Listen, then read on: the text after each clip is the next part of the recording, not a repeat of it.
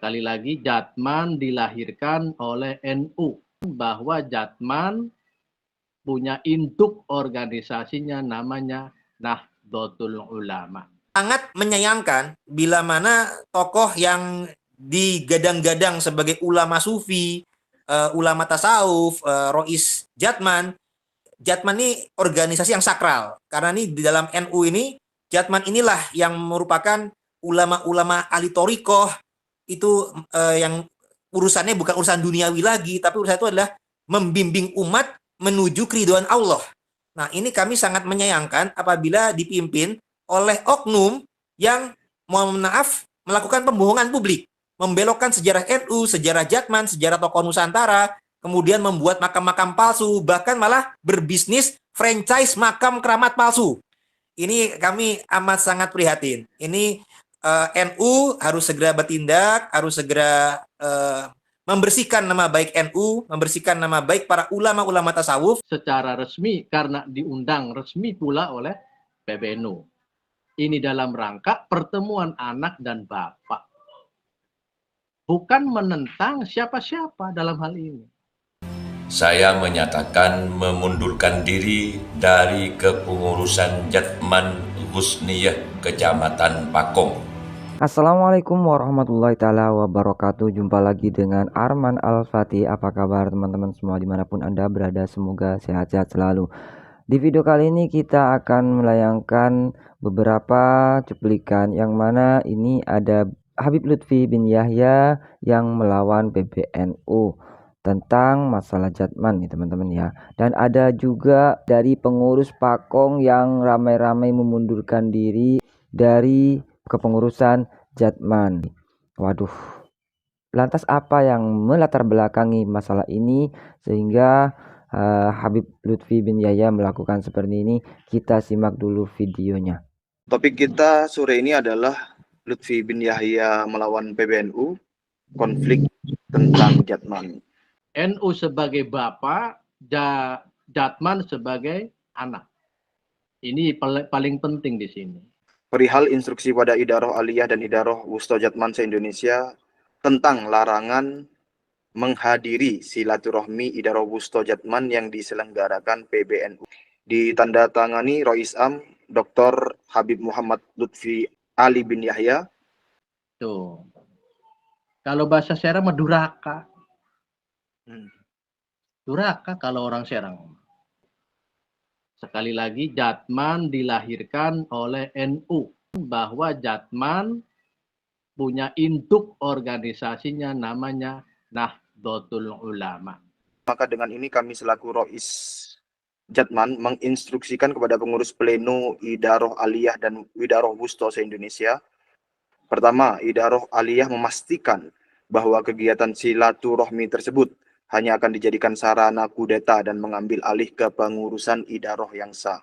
Silaturahim tersebut tidak dalam upaya mengkudeta Abah Lutfi, Pekalongan. Wong sudah dimisioner kok minta-minta dikudeta, nggak mungkin lah. Jadi jangan dipelintir-pelintir bahwa kami ini mau kudeta. Siapa yang mau kudeta? Tidak dikudeta pun sudah usai masa hidmatnya. Untuk apa sih dipertahankan di jabatan Jatman? Jatman ini kumpulan kaum tarekat, kaum sufi. Sudah harus betul-betul zuhud. Jadi sudah harus meninggalkan jabatan-jabatan duniawi. Kedua, untuk tidak hadir pada silaturahmi yang diselenggarakan oleh PBNU di Hotel Bumi Kota Surabaya pada tanggal 9 September 2024. Siapapun pengurus Idaroh yang menghadiri undangan PBNU dimaksud akan dikenakan sanksi kejam'iyahan secara tegas oleh Idaroh Aliyah.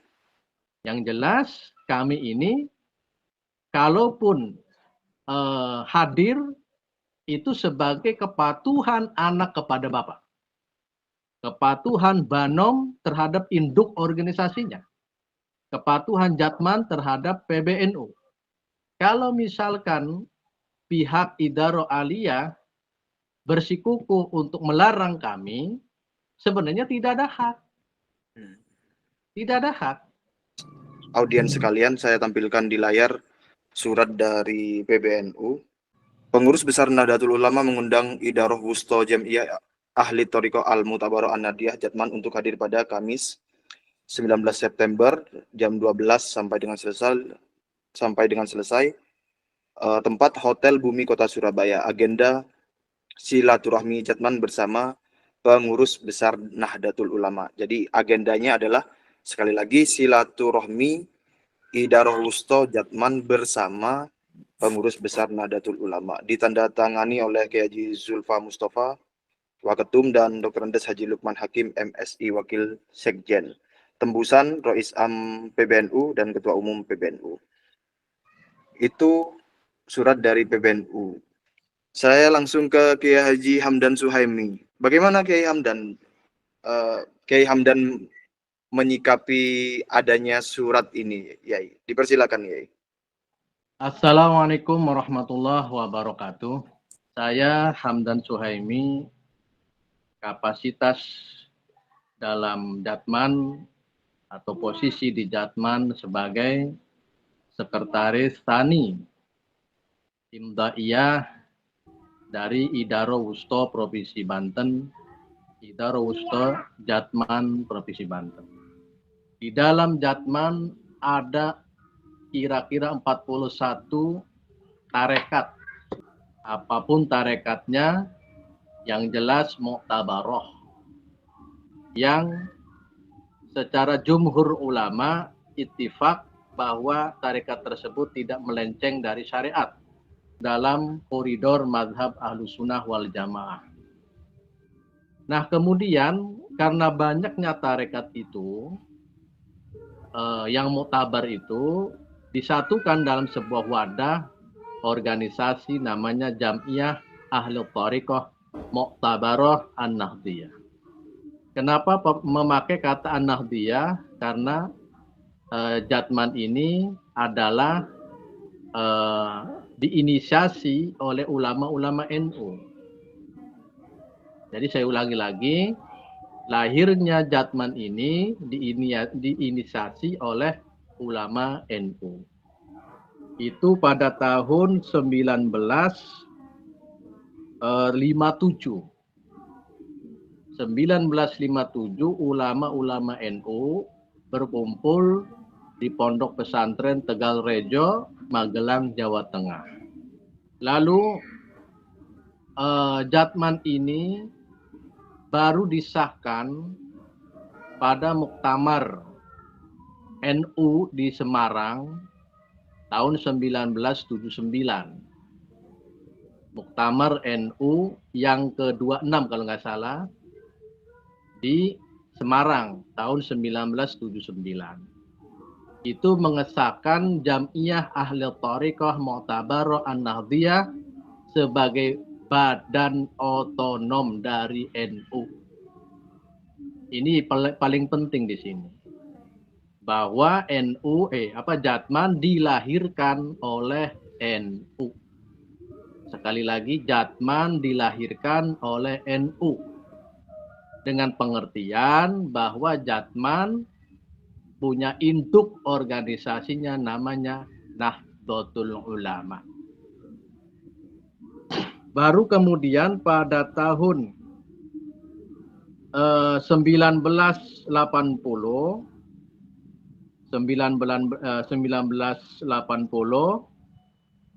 itu Jatman dapat SK resmi. SK resmi ya, bukan dari Menkumham. SK resmi dari PBNU. SK resmi dari PBNU tentang pendirian atau pengesahan Jatman sebagai badan otonom dari Nahdlatul Ulama. Nomor surat SK itu adalah nomor 137 garis miring syur titik PB garis miring 5 garis miring 1980. Itu nomor SK peresmian Jam'iyah Ahli Thariqah Mu'tabaroh An-Nahdiyah sebagai Banom Nahdlatul Ulama. Ini legalitas atau legal standingnya di sini nih. Nomor 137 garis miring Syur.PB garis miring angka Romawi 5 garis miring 1980. Jadi Jatman ini sekali lagi adalah Banom dari Nahdlatul Ulama. Adapun strukturnya Jatman tersebut, pertama yang paling tertinggi adalah Majelis Ifta. Pertama adalah Majelis Ifta, yang kedua Majelis Ifadiyah, Majelis Imdaiyah, Majelis Lajnah. Adapun struktur sampai dari atas sampai bawah itu dikenal dengan Idaroh Aliyah, itu adalah pimpinan pusat. Sedangkan Idaroh Wusta itu adalah pimpinan wilayah. Idaroh Syu'biyah itu adalah pimpinan cabang sekelas kabupaten.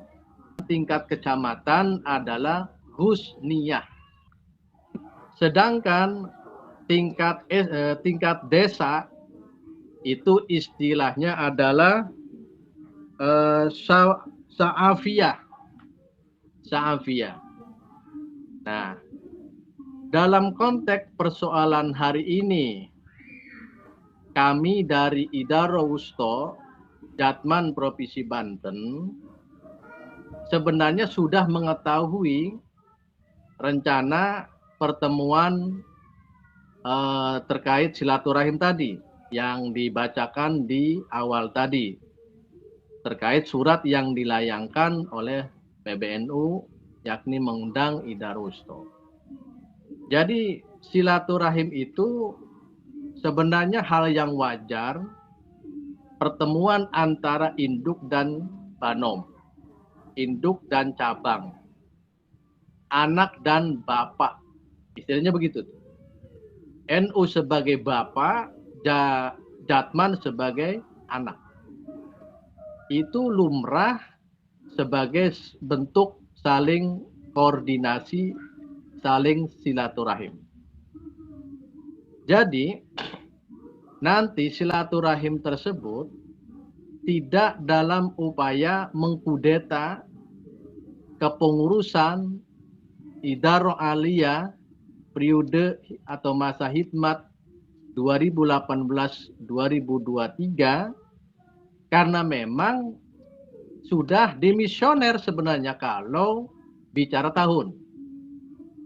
Karena masa bakti atau masa hikmat Idaroh Aliyah Jatman pimpinan Al-Mukarram Abah Lutfi Pekalongan itu dari 2018 sampai 2023. Itu tuh. Kalau melihat dari beberapa pedoman garis besar haluan organisasi dan juga PDPRT dan juga melihat laporan pertanggungjawaban bahwa masa hikmat itu jatuhnya di 2023. Artinya sudah selesai.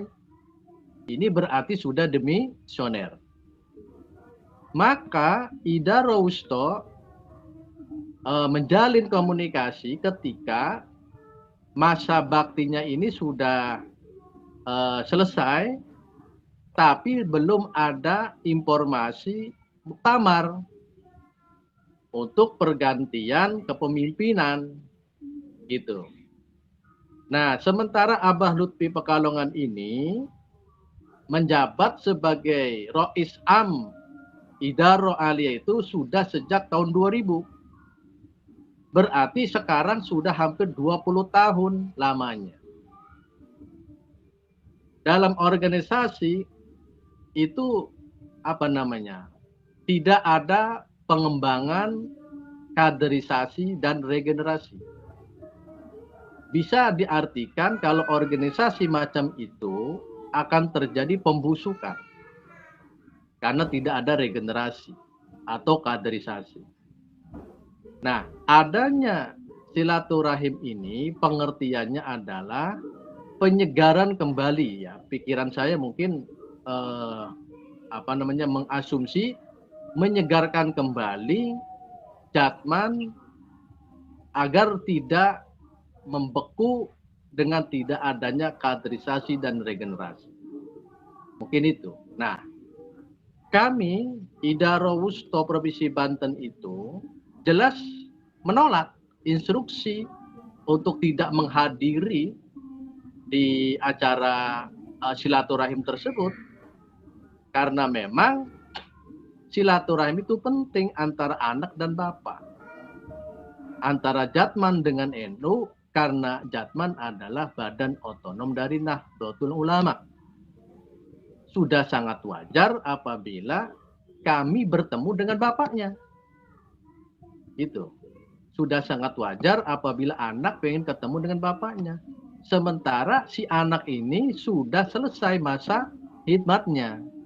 Tinggal dikembalikan bagaimana ketentuan dan pelaksanaan muktamar untuk memilih kembali pengurus baru. Siapapun itu, terserah. Yang jelas kami ini kalaupun hadir itu sebagai kepatuhan anak kepada bapak. Kepatuhan Banom terhadap induk organisasinya. Kepatuhan Jatman terhadap PBNU. Itu arti seperti itu. Jadi bukan berarti kami membangkang dari pimpinan pusat Idaro Aliyah. Kalau misalkan pihak Idaro Aliyah bersikukuh untuk melarang kami, sebenarnya tidak ada hak. Tidak ada hak. Kecuali yang mengundang itu bukan sang bapak, bukan induk. Seumpama organisasi di luar NU, taruhlah silaturahim yang mengundang adalah Persis atau Muhammadiyah. Kan nggak nyambung. Tentu harus berdasarkan izin atau rekomendasi dari Idaro Aliyah. Lah ini kan Idaro Wusto itu bagian tidak terpisahkan dari Jatman. Idaro Aliyah Jatman. Karena di bawah struktur Idaro Aliyah. Ini artinya kita sebenarnya ingin silaturahim anak ke bapak. Itu tuh. Banom ke induk. Itu saja sebenarnya, tidak perlu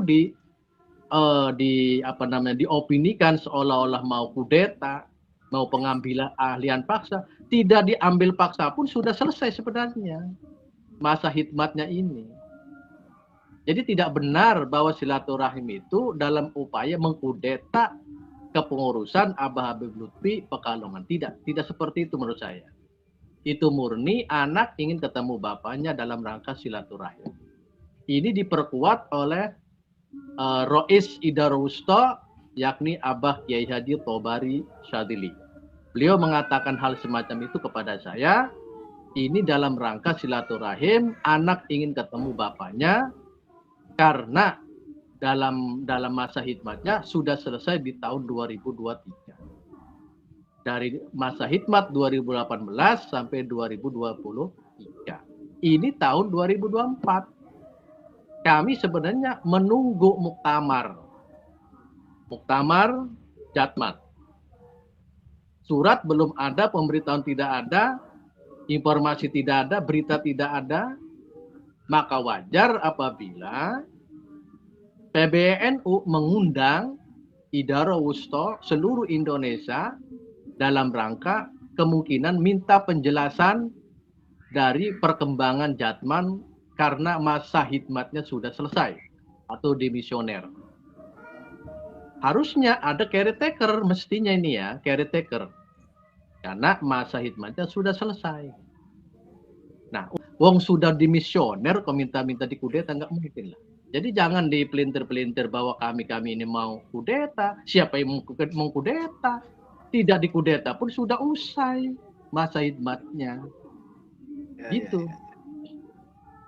Jadi jangan dikait-kaitkan dengan masalah yang lain. Jatman ya jatman, personal di jatman ya personal jatman, pribadi masing-masing. Jangan dicampur adukan pribadi di organisasi. Untuk apa sih dipertahankan di jabatan jatman?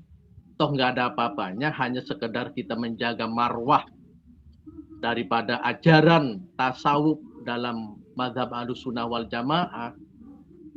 Yang kita cari itu nggak ada sebenarnya. Kita hanya ikhlas karena Allah, hikmat di Nahdlatul Ulama lewat jatman. Tidak ada niatan apa-apa. Apalagi mempertahankan jabatan atau kedudukan di jatman ini. Karena apa? Urusan tarekat mah urusan pribadi dengan mursyidnya, dengan jamaahnya. Tidak terkait masalah jatman kalau masalah tarekat. Hanya saja tarekat kita ini masuk dalam wadah jatman. Agar terorganisir itu saja sebenarnya. Nah, oleh karena itu, kami Idara Wusto akan ikut silaturahim di Surabaya secara resmi karena diundang resmi pula oleh PBNU. Ini dalam rangka pertemuan anak dan bapak. Bukan menentang siapa-siapa dalam hal ini. Gitu. Kalau misalkan ada yang terganggu ataupun tersinggung ataupun pula terganggu, ya saya kembalikan ke mereka. Kita nggak berpikir seperti itu. Tidak ada niatan kudeta, tidak ada niatan apa. Jatman ini kumpulan kaum tarekat, kaum sufi. Jadi yang sudah selesai pada kehidupannya sendiri, yang selesai pada kepentingannya dirinya sendiri, sudah selesai. Nggak ada itu mengejar harta benda, mengejar jabatan, mempertahankan jabatan, enggak ada. Kita al-khulus anisya fil qalbi, ar-ridha anisya fil qalbi. Jadi kita mah sudah ikhlas karena memang tarekat itu isinya adalah ikhlas. Perjalanan kita sebagai salik adalah wara, juga zuhud, juga sudah harus uzlah, juga sudah harus taqarrub ilallah, sudah harus lebih meningkatkan muraqabah Allah, sudah harus tawakal Allah, sudah harus betul-betul zuhud. Jadi sudah harus meninggalkan jabatan-jabatan duniawi itu yang idealis seperti itu sebenarnya. Jangan ini ada silaturahim aja dianggap diduganya sebagai kudeta. Oh tidak. Tidak ada itu. Yang ada adalah kepatuhan anak kepada bapak. Idara Wusto tunduk pada PBNU. Jelas. Terhadap PBNU. Jadi kita kembali kepada khitoh jatman, jangan ditarik-tarik kemana-mana. Murni urusannya tarekat, murni urusannya tasawuf, murni urusannya sufism.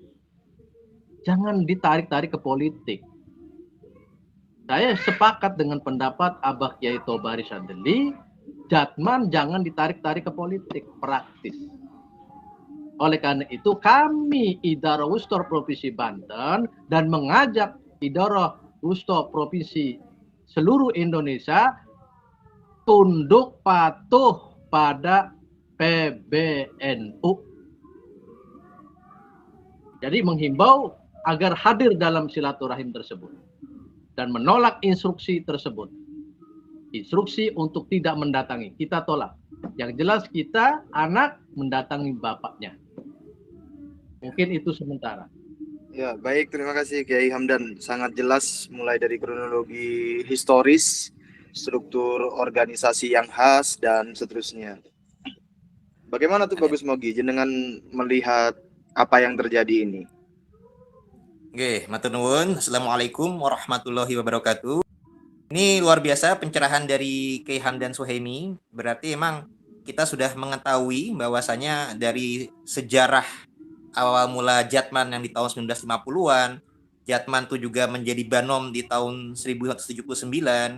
Nah, kemudian di tahun 2019 pun juga sudah ada SK dari NU sebagai Banom dan kepengurusan Habib Lutfi itu dan rekan-rekan itu adalah sampai tahun 2023 dan sekarang ini sudah demisioner. Nah, kami sebagai warga NU, juga pengamal Thorikoh, TKN, dan juga ibaratnya kami ini ya sebagai jamaah nih prihatin kalau ternyata ulama-ulama pimpinan di Jatman ini sendiri kok tidak patuh pada aturan yang ada.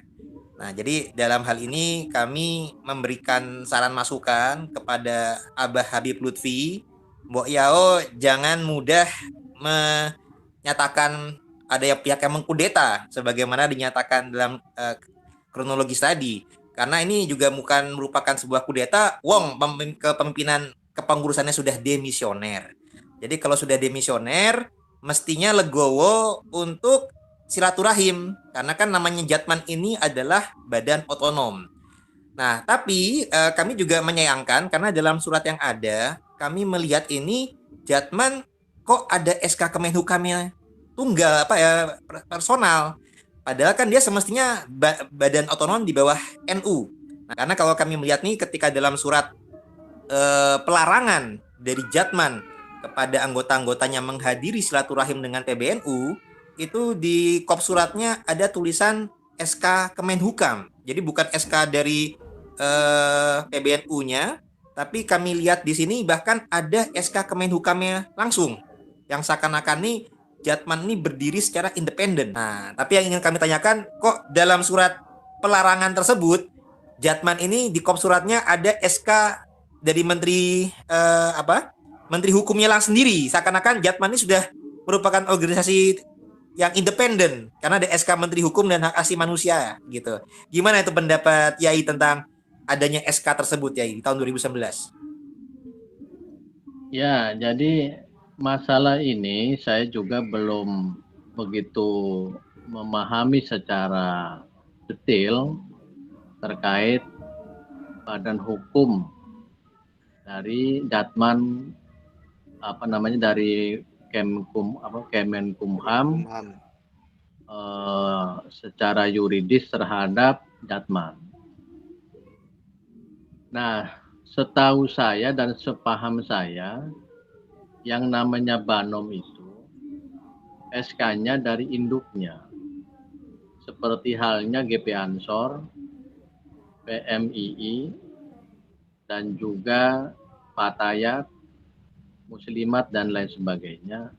Itu semuanya adalah SK dari PBNU sebagai induk. Lalu tiba kemudian di tahun 2019, Jatman mengajukan ke notaris, tentu maksudnya adalah agar Jatman berbadan hukum. Ini yang saya tidak paham kenapa bisa seperti itu. Padahal Banom itu ya harus taat ataupun berdasarkan induknya gitu. Nah, notaris dari Jatman tahun 2019 yang diajukan adalah Sodikun SH MKN, tinggal di Jakarta Pusat. Ia yang mengesahkan secara badan hukum terhadap Jatman, sehingga kemudian Kemenkumham mengeluarkan SK-nya nomor TAHU 00724 tahun 2019. Ini perjalanannya saya tidak mengetahui sampai kemudian ada badan hukum dan juga disahkan oleh Kemenkumham. Setahu saya Jatman itu adalah Banom NU. Setahu saya Jatman lahir dari tubuh NU, bukan mandiri berdiri sendiri di luar NU. Ini mah jelas Jatman lahir dari NU tahun 1957, disahkan oleh Muktamar tahun 1979, di-SK-kan oleh PBNU tahun 1980. Saya kira ini sudah menjadi legal standing dari Jatman. Tidak perlu lagi namanya badan hukum dari Kemenkumham. Karena paham saya ini, yang namanya organisasi yang dibina oleh induknya, itu harus mengekor pada induknya. Kecuali kalau misalnya organisasi itu independen. Gitu tuh. Namanya Banom itu meskipun otonom dalam hal administrasi dan tata kelola, tetapi secara yuridis itu ada ikatannya dengan induknya yang melahirkan. Nah, ini yang terjadi adalah di tahun 2019 Jatman mendapatkan SK Kemenkumham. Apakah sudah keluar dari NU? Apakah masih berada di NU? Nah, kalau misalkan masih berada di NU, tentu SK yang dipakai itu adalah PBNU. Nah, kenapa bisa ada SK Kemenkumham? Ini yang saya justru bertanya-tanya, kenapa ini harus ada? Apakah memang tuntutan organisasi ketika ditanya oleh Kesbangpol misal atau Kementerian Dalam Negeri, SK Kemenkumham dimintakan umpamanya. Ya bisa saja seperti itu. Tetapi yang paling serius dalam ucapan ini atau dalam dialog ini atau diskusi ini, ketaatan anak pada bapaknya. Banom Jatman kepada PBNU itu yang mutlak harus diwujudkan. Jangan sampai kita ini mengatasnamakan NU tapi tidak mengaku NU sebagai induknya. Tuh. Kalau bahasa Serang duraka. Duraka kalau orang Serang. Kalau misalkan kalau tidak mau mengatasnamakan NU, sekalian keluar dari NU. Berdiri sendiri gitu, organisasi Jatman berdiri sendiri, tidak mengatasnamakan NU. Ini makan masih NU masalah. Makanya saya bertanya-tanya, kok kenapa SK-nya Menkumham? Bukan yang dipakai SK PBNU tahun 1980. Kalau kuat, kekuatan SK PBNU. Karena masih disebutnya menginduk pada NU. Kecuali kalau Jatmannya tidak membawa-bawa nama NU. Umpama berdiri sendiri ahli tarekat nih. Tidak membawa-bawa nama NU. Saya sangat sepakat dengan apa-apa kata Kiai Hamdan, juga tadi juga mengutip kata Kiai Tobari Sazili sebagai ketua Jatman yang di Banten. Janganlah Jatman ini dibawa-bawa ke masalah organisasi politik. Dan juga kami juga menyayangkan figur Habib Lutfi ini sendiri, karena kami juga selain pelaku Thorikoh, kami juga merupakan keturunan dari keluarga besar Wali Songo, juga dari keluarga Banten, dan dari garis ibu juga bersambung kepada Pangeran Diponegoro, keluarga Mataram. Kami juga prihatin apabila figur yang menjadi ulama, pemimpin Thorikoh, tasawuf, tapi juga melakukan hal-hal yang bisa kami nyatakan sebenarnya sudah masuk ke bagian pembohongan publik. Jadi misal kami melihat kasus terhadap masalah klaim-klaim masalah silsilah dan sejarah yang dibelokkan. Jadi di sini perlu kami sampaikan kepada publik, ini harus diwaspadai secara bersama-sama. Figur yang seperti ini tidak pantas untuk kita jadikan rujukan. Dan ini perlu dari pihak PBNU ataupun kita bersama-sama untuk mengkritisi dan juga menyelamatkan NU dari pembelokan-pembelokan yang sudah ada. Misalkan tidak betul bahwasanya pendirian NU itu didirikan juga inisiatornya adalah Habib Hasim yang diklaim sebagai kakeknya Habib Lutfi. Ini merupakan pembelokan sejarah yang sudah masuk ke suatu buku pelajaran yang harus diluruskan kembali bahwasanya itu tidak betul. Nah, kalau untuk sejarah Jatman, Kiai Halwani juga sudah meluruskan. Nah, itu berarti kita melihat adanya bukti selain pembelokan sejarah NU, adanya pembelokan sejarah pada Jatman itu sendiri dan juga pada tokoh-tokoh yang berjasa di Nusantara. Misalkan Pangeran Diponegoro itu dibelokkan bernama Habib Hamid bin Toha bin Yahya. Padahal kita punya data primer sejaman yang ditulis langsung oleh Pangeran Diponegoro, yakni Babat Diponegoro, bahwasanya beliau adalah putra daripada Sultan Hamengkubuwono III Jogja. Sehingga tidak betul apabila diklaim beliau sebagai Habib Hamid bin Toha bin Yahya, yang juga pengklaiman ini juga bahkan keturunannya ini dibelokkan, yakni yang dinyatakan sebagai guru daripada Habib Lutfi sendiri, yakni Kiai Abdul Malik di Banyumas. Nah, Abah Malik ini dibelokkan dalam buku Kanzus Sholawat itu seakan-akan Mbah Malik ini adalah bin Yahya. Jadi Mbah Malik itu yang sebenarnya nasab aslinya adalah Abdul Malik bin Ilyas bin Ali Dipowongso bin Pangeran Diponegoro bin Pangeran Diponegoro bin Hamengkubuwono III. Jadi sama sekali bukan ke bin Yahya. Tapi dalam buku Kanzus Sholawat itu dibelokkan seakan-akan Mbah Malik ini Malik bin Ilyas bin Yahya, padahal kan bukan. Nah, jadi kami sangat menyayangkan bila mana tokoh yang digadang-gadang sebagai ulama sufi, ulama tasawuf, Rois Jatman ini organisasi yang sakral. Karena ini di dalam NU ini, Jatman inilah yang merupakan ulama-ulama ahli thoriqoh, itu yang urusannya bukan urusan duniawi lagi, tapi urusan itu adalah membimbing umat menuju keridhaan Allah. Nah, ini kami sangat menyayangkan apabila dipimpin oleh oknum yang, mohon maaf, melakukan pembohongan publik, membelokkan sejarah NU, sejarah Jatman, sejarah tokoh Nusantara, kemudian membuat makam-makam palsu, bahkan malah berbisnis franchise makam keramat palsu. Ini kami amat sangat prihatin. Ini NU harus segera bertindak, harus segera membersihkan nama baik NU, membersihkan nama baik para ulama-ulama tasawuf, karena apabila ulama tasawuf ini dipimpin oleh pihak-pihak yang seperti ini, apalagi ternyata sudah dimisioner. Nah, janganlah kami berikan saran, masukan, jangan sebagai mengaku ulama tasawuf, tapi berupaya mempertahankan posisinya secara politis. Anda sudah cukuplah menjadi one team press, itu sudah menjadi suatu kedudukan yang luar biasa dalam ini.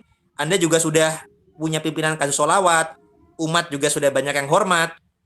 Kami harap jangan meneruskan perbuatan-perbuatan yang malah dekat dengan dosa.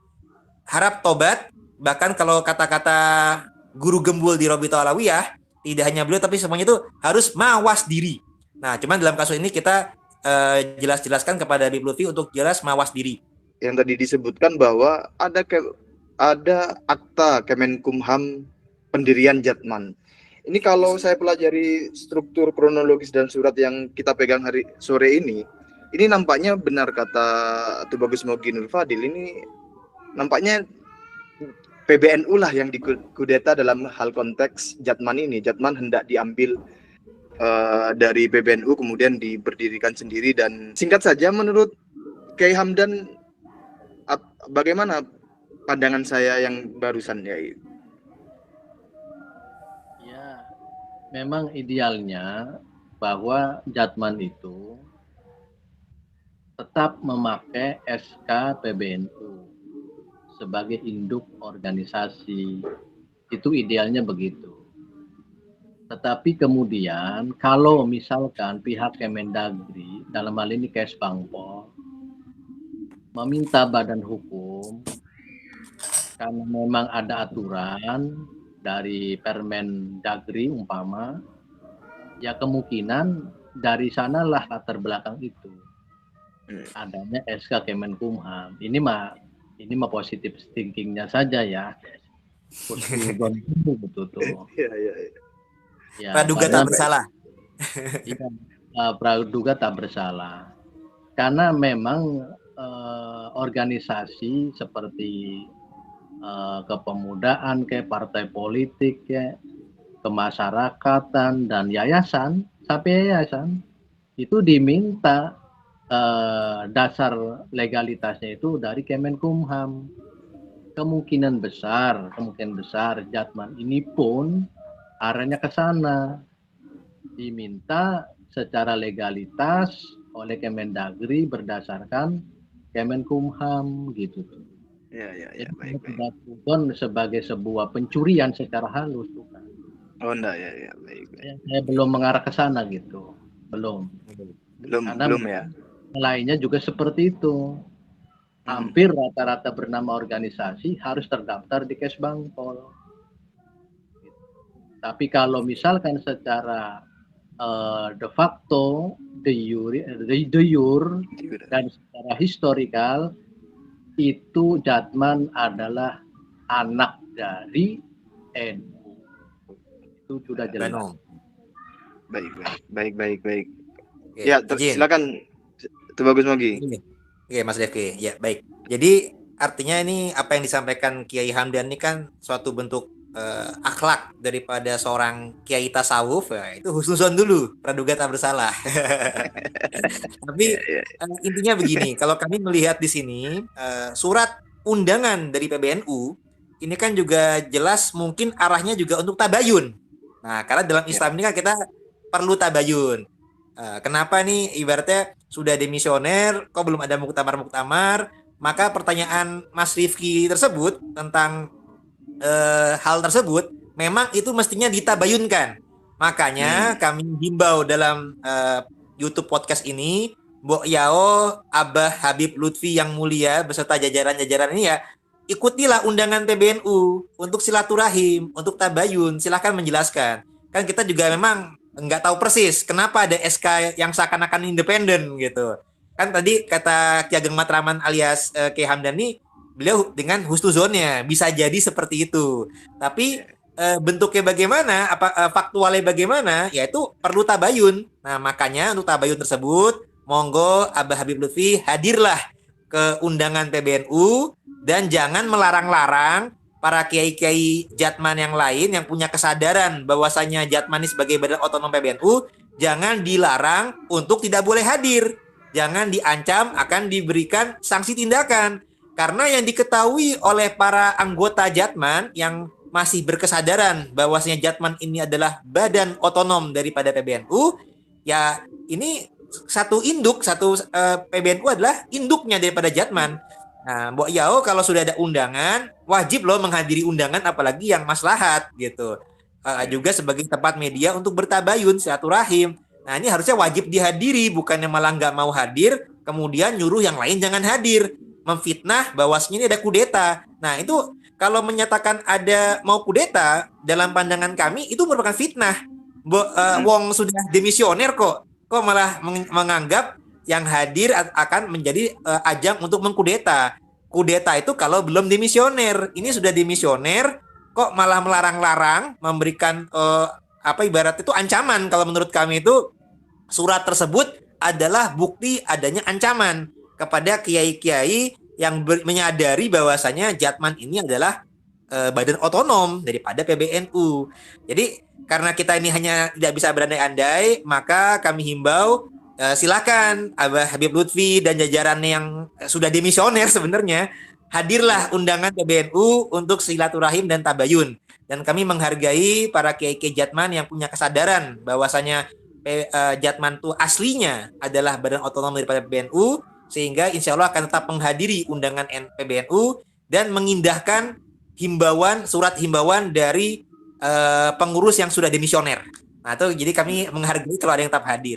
Jadi mungkin demikian dari kami.